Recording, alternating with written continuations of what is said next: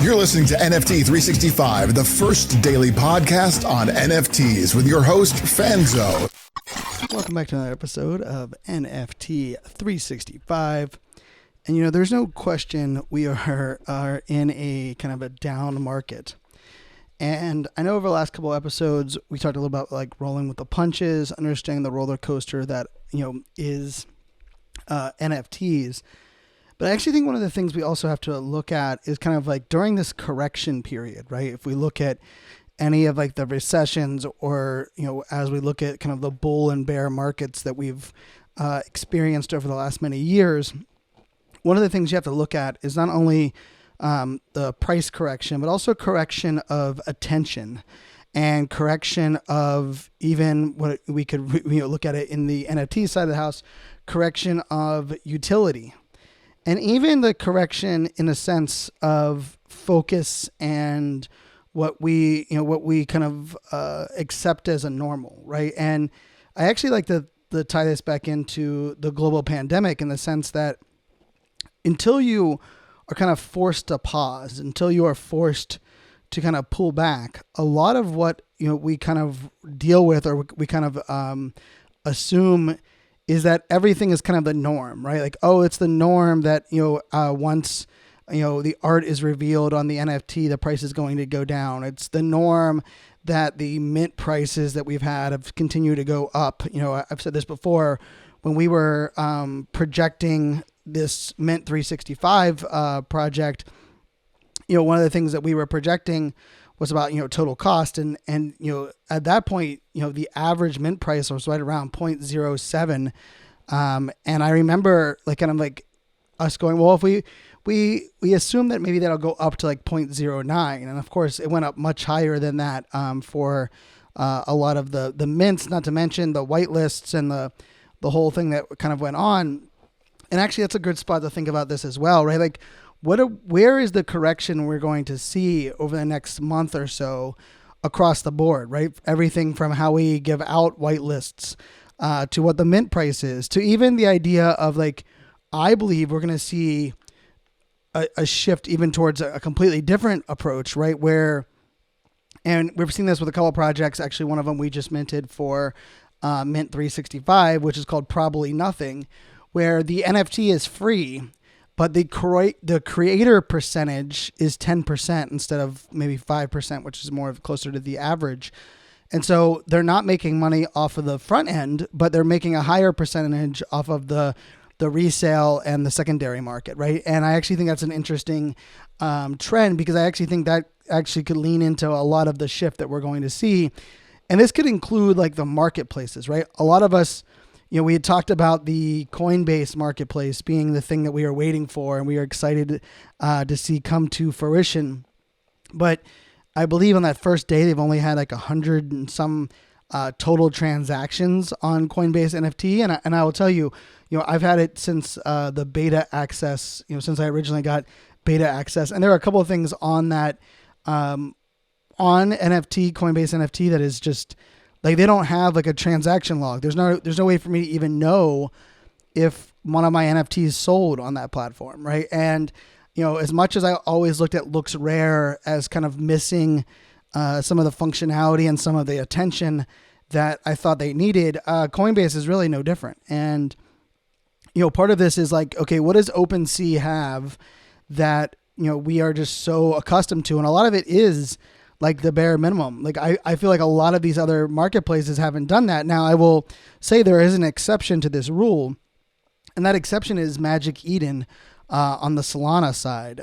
If you haven't checked out Magic Eden, I believe they actually are better than OpenSea as far as a marketplace goes. I believe they have the total package, everything from education to they have the launch pad, they have their collection management. You can even create your own watch list over on Magic Eden. I mean, they have they have even what they consider their own Magic DAO, right? So you can even go into their their own version of what they have going on. You have a watch list. You have the you can even they even have their drops calendar built in, right? Like there is no calendar built into OpenSea.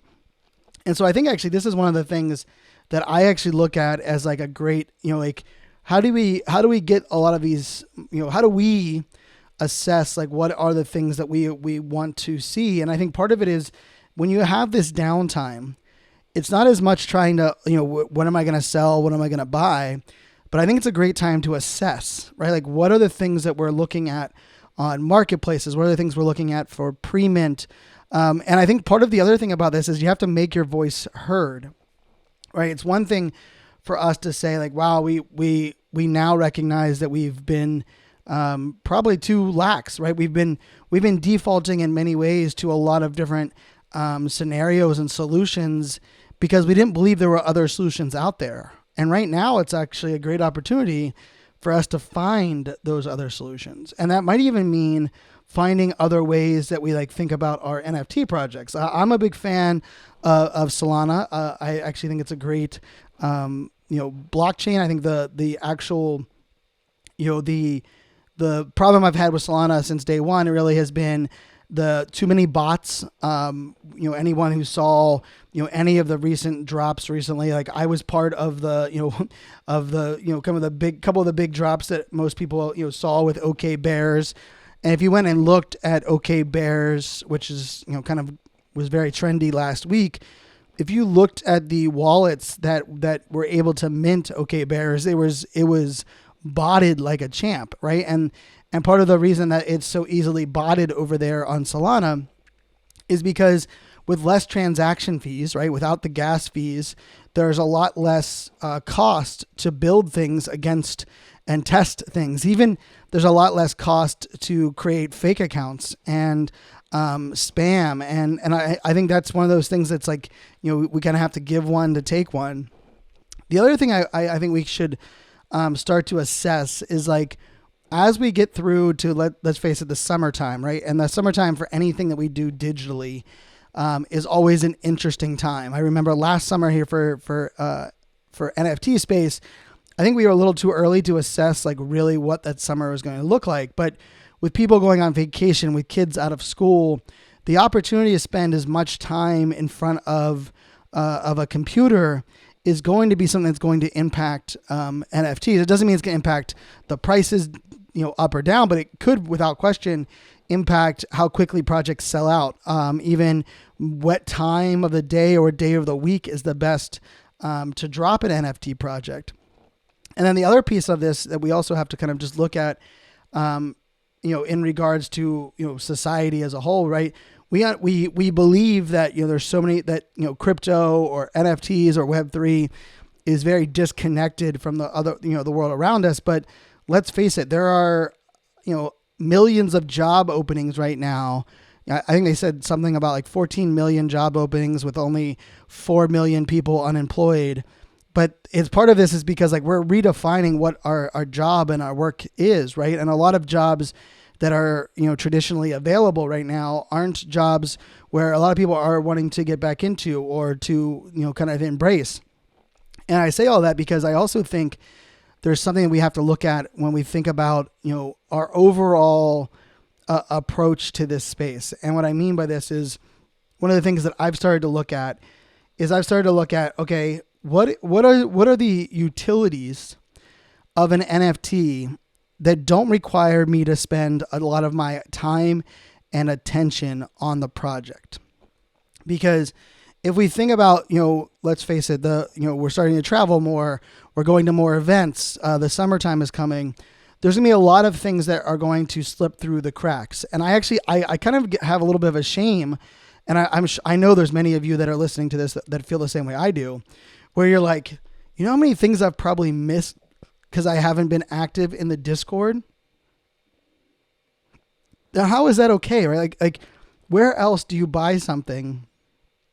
It's almost like it's hard to even wrap my head around that as like a normal, buying process, right? Because let's face it, if you buy something, you buy a software, you buy a product, and if it's dependent on you using it, more often than not, they're going to send you 4 emails leading up to it saying, hey, just remember, this is your last day to cash in on your free AirPods because you bought our iPhone or whatever that may be. And in the NFT space, it almost became like, hey, if if you're not tracking the announcements channel, it's not our fault. And I actually think that's actually another space where I think we're going to see a little bit of a change. And then I will say the thing that I'm very optimistic about, or I have a very positive outlook on, is I think a lot of these changes have also scared off a lot of the fake it till you make it, a lot of the scam artists. And we're going to see a lot of like high quality humans and business leaders leaning in on some NFT projects. And part of the reason I believe that is because the people that have been, and this is kind of funny, if you look at it, people that have been reaching out, let's say 6 months ago, saying, hey, Brian, we want to collaborate. Or as the podcast launched, like, hey, Brian, we'd love to get on your podcast. The quality of those people, the quality of their background, even their ability to make an ask is drastically improved to where we're at today. And I believe part of that is like, we're learning and we're listening and we're sharing. And I really love this Web3 space because, when things are down, I feel like we rally together. When things are going up, we kind of help lift each other up. Now, that's not always the case, and I know there are many exceptions to that rule. But I will say the thing that there's a couple podcasts that are out there right now that we're going to do some collaborations with. There's a couple brands that I've been in the talks to do a co-event together as far as, there's some upcoming events with NFT NYC, even an event that we've been made aware of that's, kind of launching in August, that is looking for us to do some things there at the event, including maybe live podcasting, co-hosting and such. And it's so interesting because I think the ways of the old, the ways of the old start to fall off as we get new innovation. But I actually look at these like massive pauses or dips in the market as additional opportunities to kind of fast forward the things that are no longer acceptable. And so I know, like with last episode, one of the things I challenged everybody was like, what are the things that you would love to see projects lean in on? What are the things you'd love to see projects do more of? Well, I actually think we now also have to think about what are the things that are no longer good enough? What are the things that are and I look at one of them being communication. Like I believe projects, NFT projects across the board, old ones and new ones, have to fix this communication problem. Just saying like you have to be active in our Discord is not good enough. The amount of money that people are spending and the amount of time that people are required already to, participate in this space, I believe we have to shift that narrative, right? We have to shift the narrative. We need to embrace, email marketing a little bit more. We need to understand SMS, what SMS are rolling out. And this goes even for myself and the projects that we're working on. I just will say, like, even for the podcast, like I want to be able to roll out very soon SMS options for everyone here. If you're not in our Discord, and maybe you don't have notifications on for the podcast apps that you're listening to this on, I want to provide additional opportunities for us to communicate together, for us to be able to share. Because here's the truth: I think it's a lose-lose. And maybe I'm this is a little top of mind, but there's a project that I love that I just realized over the weekend that I missed one of their airdrops. And it was my fault, wasn't their fault. They gave plenty of warning and plenty of heads up, but I missed an airdrop opportunity for that project. And here's the crazy part is I know that I can reach out to them and they'll make an exception for me based on, who I am or my influence or the podcast or whatever it may be. But it made me think like, man, I'm in the know and I'm paying attention and yet I still missed. And yeah, we could only help people so much, but I think that's, one of those, changes that we're going to see as well. And then the last thing I'll just say is for like a mental health, like well-being perspective is we have to focus on controlling or our attention on the things that we can control. And what I mean by that is there are plenty of things that in our day-to-day lives and our day-to-day world that we can't control. And so part of that could be the price and what Ethereum's doing or crypto's doing. But there are a lot of NFT projects that I know many of you are like, you know what? I don't really care what the floor price is. So crypto going up and down shouldn't impact your love for that project. I would actually even say it gives you an opportunity to kind of lean in a little bit more on these projects and take even more of a volunteer role or more of a role of leadership.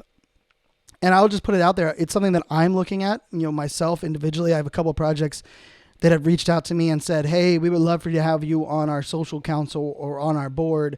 And these are projects I've held for 5, 6, 7 months. And I'm weighing those opportunities, right? Weighing that with how much time I have, but I'm also recognizing like, hey, I believe in a couple of these projects. And funny enough, like for those that don't know me enough to know, like I don't have like big bags in a lot of these projects, but I believe in a lot of these projects. And maybe that's just because, I'm buying an NFT every day and I have to keep liquidity for that project that we are doing here with the podcast.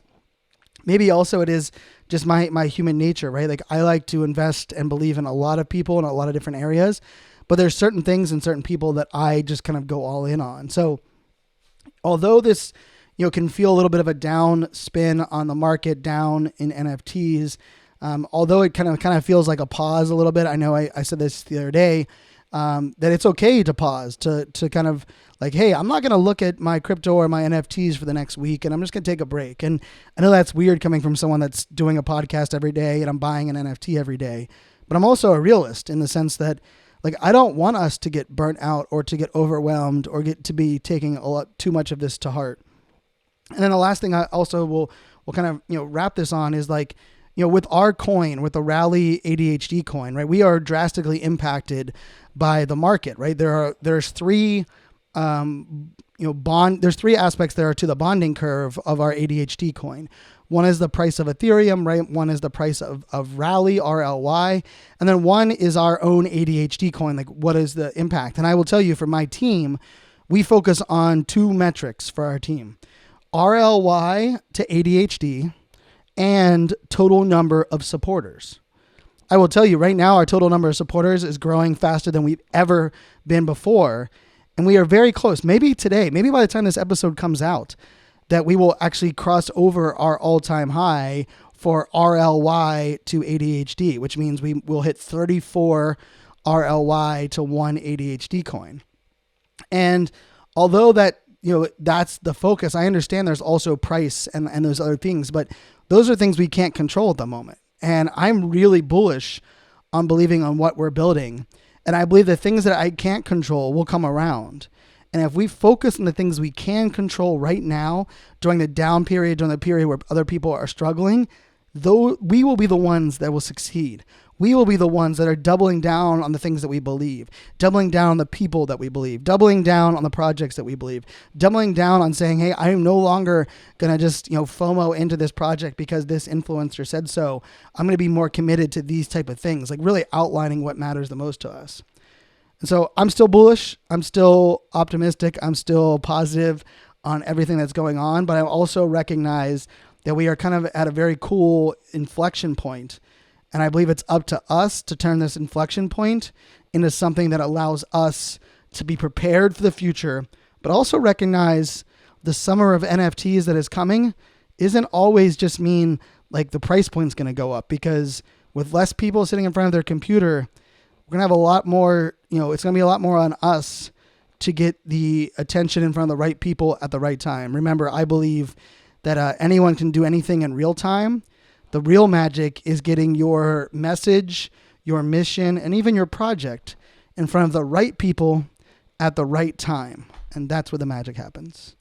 Until tomorrow, my friends, make it a great day. Cheers.